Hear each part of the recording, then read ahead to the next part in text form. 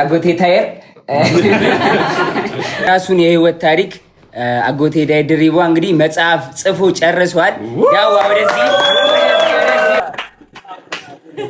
ራዘሪ ና ደከበ ታሪኩን ነው የጻፈው። ሙሉ የግል ታሪኩን ነው የጻፈው። ከዛ ፊት መናገር የምፈልገው ነገር ካለ ማስተላለፍ እዚህም ቤት ውስጥ ያላችሁ በቀጥታ የምትከታተሉን ቤተሰቦች ለዚህ ቀንና ለዚህ ሰዓት ስላደረሰን እግዚአብሔር ይመስገን በጣም እናመሰግናለን።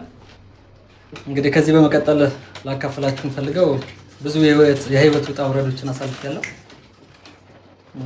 ያው አስቸጋሪ ሊባል የሚችል የህይወት ውጣ ውረድ ነው ያሳለፍኩት። ያንን ደግሞ በመጽሐፍ መልክ ጽፌዋለሁ። በቅርብ ለህትመት ይበቃና ወደ እናንተ ወደ ቤተሰቦች ይደርሳል ብዬ ተስፋ አደርጋለሁ። ብዙ ነገር ትማሩበታላችሁ፣ ብዙ ነገር ታውቁበታላችሁ። በወጣትነት በስሜታዊነት እና በአንዳንድ ሁኔታዎች ሊፈጠር የሚችሉ ችግሮችን እንዴት ማለፍ እንዳለባችሁ ብዙ ነገር ያስተምራችኋል ብዬ አስባለሁ።